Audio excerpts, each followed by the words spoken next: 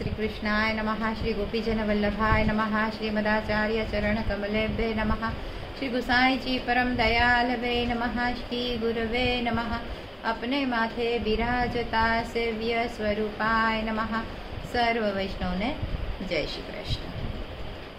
तो આપણે આગળ યાત્રા વધતી જાય છે બરસાના તરફ અને પહોંચ્યા છે આપણે ચિત્ર વિચિત્ર શિલા સુધી। તો ત્યાં ટેકડી પર ઉપર એક છત જેવું આમ બનાવેલું છે અને ત્યાં સ્વામીજી માન કરીને બેસતા અને પોતાના હસ્તમાં જે મહેંદીની ડિઝાઇન હોય તો એ પોતાના હસ્ત પરની મહેંદીથી અહીંની શિલાઓ ઉપર સુંદર સુંદર ચિત્રો દોરતા, વૃક્ષોના ચિત્રો બનાવે, કંઈક હજી બીજા વ્રજના અલગ અલગ સ્થાનના ચિત્રો બનાવે અને બાજુમાં પણ બીજી એક શિલા હતી વિચિત્ર શિલા, એના ઉપર ઠાકોરજી ચિત્ર અલગ અલગ દોરે એટલે એને ચિત્ર વિચિત્ર શિલા એમ કહેવામાં આવે છે।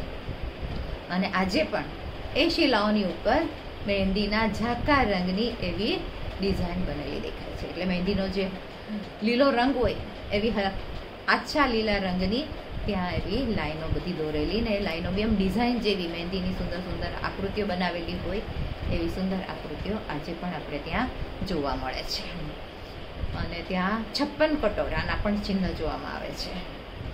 કહેવાય છે કે ઠાકોરજીએ સૌથી પ્રથમવાર સ્વામીજી સાથે આ સ્થાન પર 56 પ્રકારના અલગ અલગ ભોગ આરોગ્યા હતા। એટલે 56 પ્રકારની અલગ અલગ સામગ્રી સિદ્ધ કરીને ત્યાં કટોરામાં ધરવામાં આવી હતી અને પ્રભુ અને સ્વામીજી એટલે યુગલ સ્વરૂપમાં આ સ્થાન પર આરોગ્યા હતા। ત્યાં બધાએ એના દર્શન કર્યા। પછી ત્યાંથી ટેકરી નીચે ઉતરતા ત્યાં આગળ આવે છે દેહકુંડ આવે છે। તો બધાએ દેહકુંડના પણ આચમન કર્યું, દર્શન કર્યા અને કહેવાય છે કે રાધા રાણીના દેહના ભાર જેટલું સોનું દાન કર્યું। એના પાછળ બી એક સુંદર વાર્તા આવે છે પણ એ વાર્તા તો બહુ લાંબી થઈ જશે એટલે આપણે એનું અત્યારે વર્ણન નથી કરતા। તો કહેવાય છે આ સ્થાન પર સોનાનું દાન કરવામાં આવે છે અને એના પરથી જ એનું નામ દેહકુંડ પડેલું છે। પછી ત્યાંથી આગળ વધીએ તો ત્યાં ઊંચો ગામ નામનું એક સ્થાન છે। તો ત્યાં રસ્તામાં લલિતાજીની જન્મભૂમિ આવે છે, જે લલિતા સખી છે એમની આ જન્મભૂમિ છે અને એ ગામ ઊંચો ગામ તરીકે ઓળખવામાં આવે છે। ત્યાં એક ઊંચી ટેકરી છે, એ ટેકરીની ઉપર લલિતાજીની બેઠકજી આવેલી છે। ત્યાં બળદેવજી અને રેવતીજીનું પણ મંદિર આવેલું છે। ઠાકોરજીની સુખસૈયા અને બલદેવજીનો રાસ ચોતરો, એટલે આવા તો અનેકે રાસ ચોતરા વ્રજમાં છે પણ બલદેવજીનો રાસ ચોતરો આ વિશેષ આ સ્થાનનું મહત્વ છે। એટલે બલદેવજીએ પણ રાસ આ સ્થાન પર કરેલો હતો। અને આગળ જઈએ તો ત્યાં ગંગા, યમુના અને સરસ્વતી એટલે ત્રિવેણી સંગમ જેને કહેવાય છે એવો ત્રિવેણી સંગમનું ત્રિવેણી કૂપ આ સ્થાન પર છે। કૂપ એટલે કૂવો। તો જ્યાં ગંગા, યમુના અને સરસ્વતી ત્રણેય નદીનું જલ એકત્રિત થયેલું છે એટલા માટે એને ત્રિવેણી કૂપ તરીકે ઓળખવામાં આવે છે।